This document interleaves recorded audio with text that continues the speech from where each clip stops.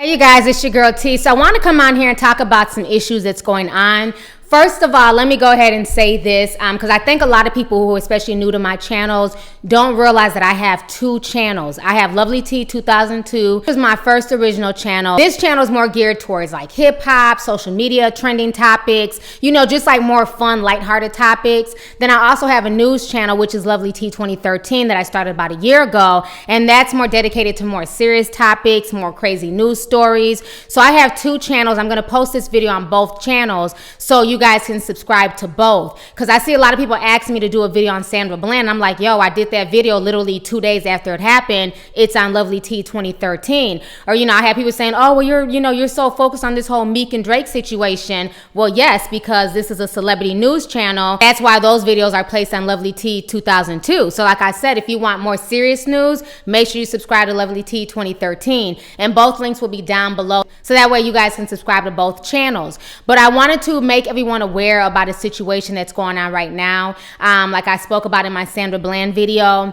Right now, it's just a lot of things going on. And while it's fun to joke and, you know, take a break from all the seriousness that's going on in the world, that's why I do enjoy doing videos like all the beefs on social media and Twitter and things like that. But we also can't forget about the real things that are going on. So that's the only thing that I ask my audience to do. Don't just focus on celebrity gossip. While it's fun to sip tea, honey, and gossip and talk about, you know, just little irrelevant things, because we all need a break. Anybody saying that they don't like talking about things that are not so serious are fake and full of shit. I love talking about celebrity gossip. I love, you know, keeping up with the Kardashians and their fuckery. But with that being said, I also keep it with the real world and what's going on and what's affecting Black people and people of color. And I want to make sure that you guys are doing that too. That's why I have two channels, and that's why I go out my way to inform people on all the, you know, social media tea, but then also keep people informed in things that are going on in the real world that's really affecting us.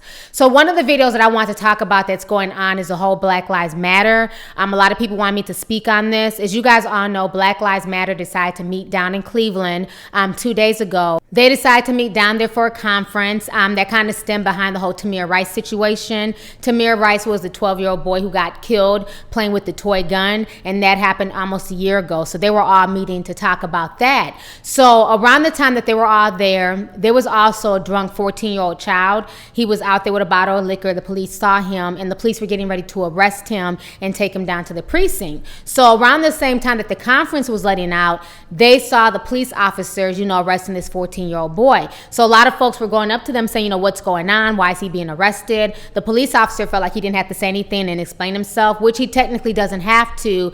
But once people started, you know, once the crowd got a little bit bigger and people were asking, you know, what's going on? Why is this child being arrested? Police officer then pulls out pepper spray and he just starts macing the crowd. I mean, the whole situation is just crazy. I want you guys to go ahead and watch the original video. Check this out. I'm going to come back with the rest of my commentary.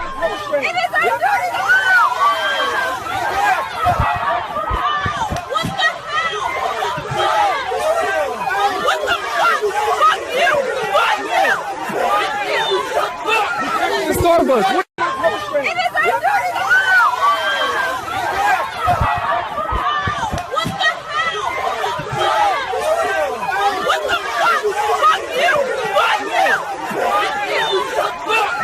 Starbucks.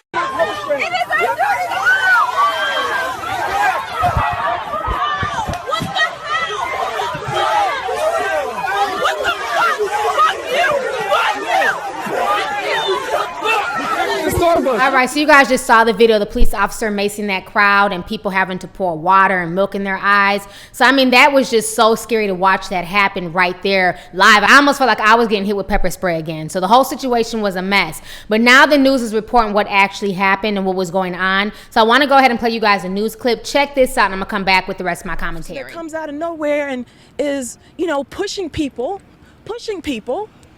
and then takes out and just goes shh with his pepper spray. That's not de-escalation. RTA police tell us they removed a drunk 14-year-old from a bus and were about to transport him to the police station. At the same time, the Black Lives Matter National Conference in Cleveland just ended. Folks were asking what was going on. All of us just seen what happened to Sandra Bland in Texas.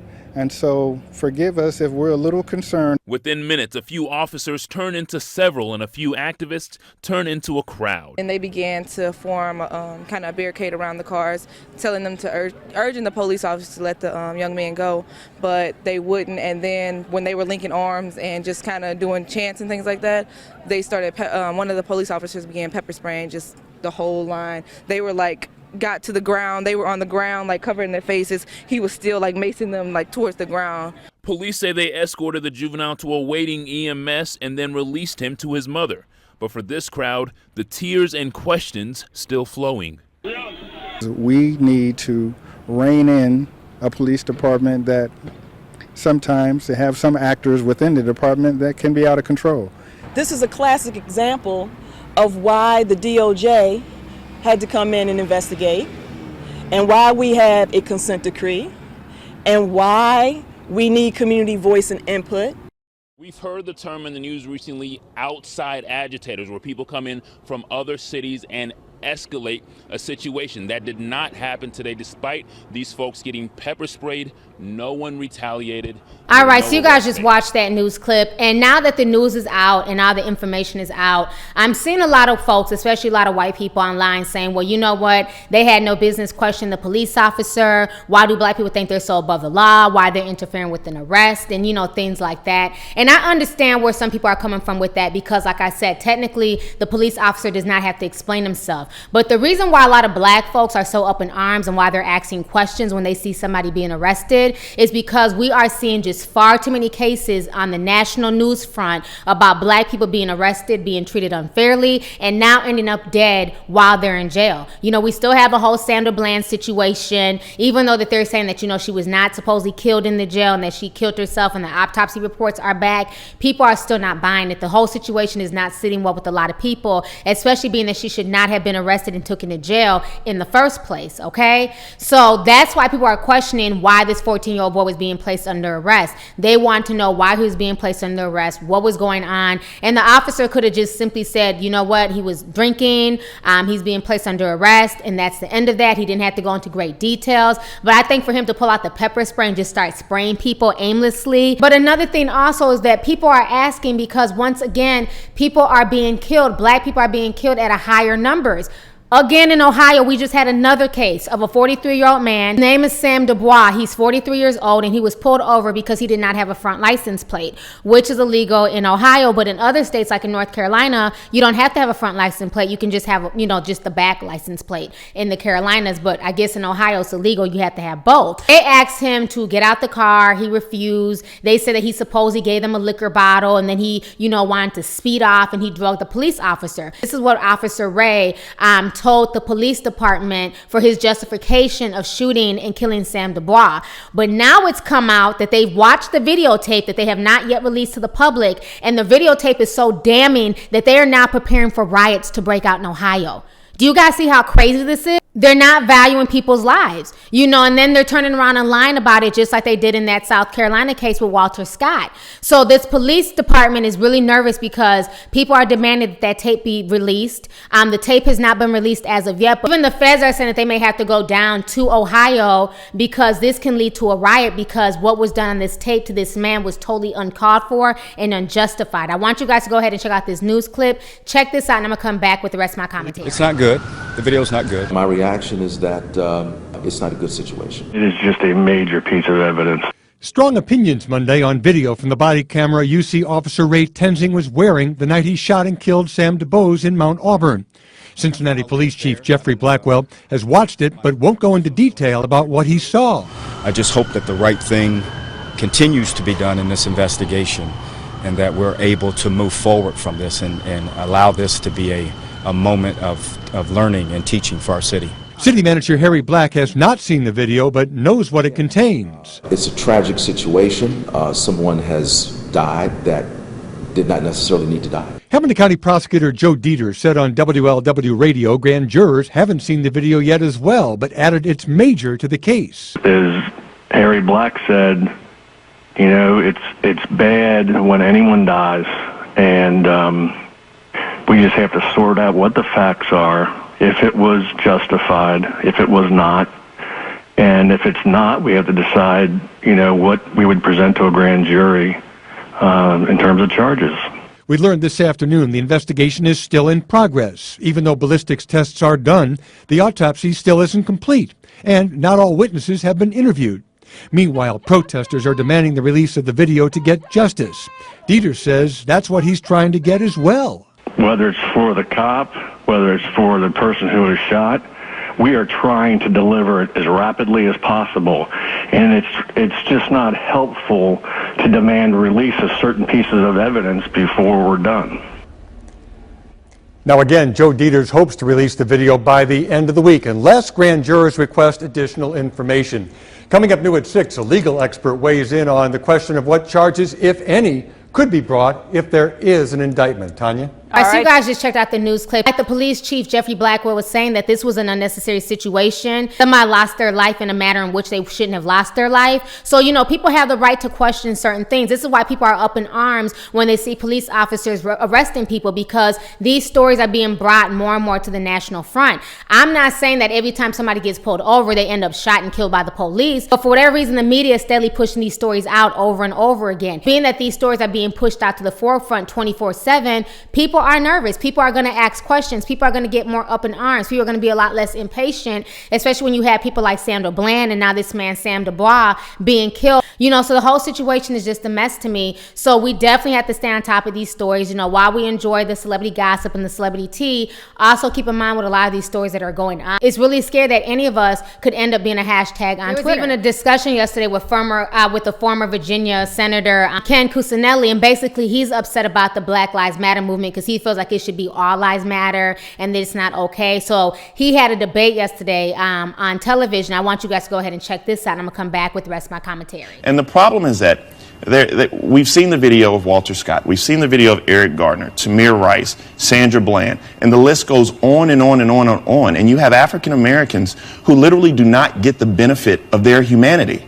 And that's a problem. And so when in my next interaction, I'm the only person at this table whose next interaction may cause them to be a hashtag. It may be hashtag Bakari Sellers. And that's something that we feel. That's a very deep pain. And Hillary Clinton actually is the only candidate who's engaging in the discussion, at least in a straightforward fashion. She makes missteps, but at least she has policy points and is engaging in the discussion in a straightforward and real fashion. You've endorsed her, right? Is that Yeah, I hope it means something eventually, okay. But yeah, I did. I will throw that out there. And Ken, talk to me about why it is that some people, and I'm not saying you feel this way, but why are some people out there resentful of the Black Lives Matter hashtag?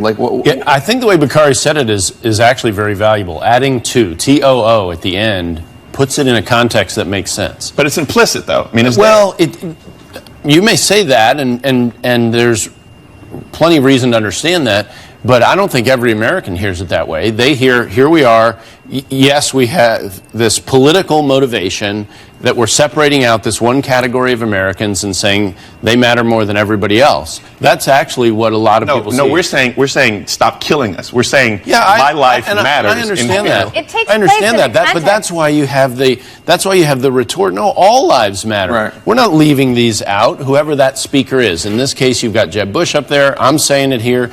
Of course, we don't leave those out. Well, and it's absurd. I think a lot of people recoil at the idea that when a Democrat says all lives matter, and this starts a fight inside the party. Which is what happened last week. With Martin O'Malley. I think most people react to that and say that's really silly. But let me. All right, so you guys just saw that discussion with Ken and Bakari Sellers, and I get tired of that too, because I see that all the time on my channel where people are like, well, it's not Black Lives Matter, it should be all lives matter. Yes, all lives matter, but who are the ones being killed all the time by the police? It's mainly Black lives. This is no different that if somebody's doing a walk for cancer and they're talking about breast cancer awareness, it's not for other people who have other forms of cancer to get mad and say, well, what about eyeball cancer? And what about colon cancer? And what about heart cancer? And what about whatever cancer? At this point in time, people want to deal with with Black Lives Matter because it's mainly black lives that are being snuffed out by some, not all police out here in this country. So it's just really, really disheartening that people just still don't understand why there's a movement.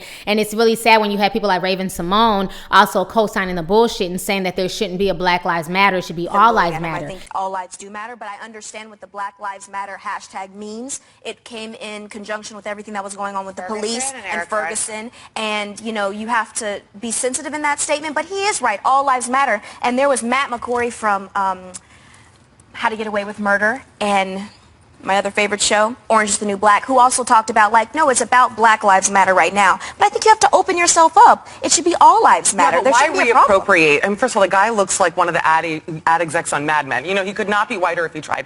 Why reappropriate something that was really such a powerful thing for the black community, and it meant so much. It still means so much. It's such a passionate thing. Why make it about everybody? It's not about everybody. It's about, you know what I'm saying? In our politics, I just want to get this straight.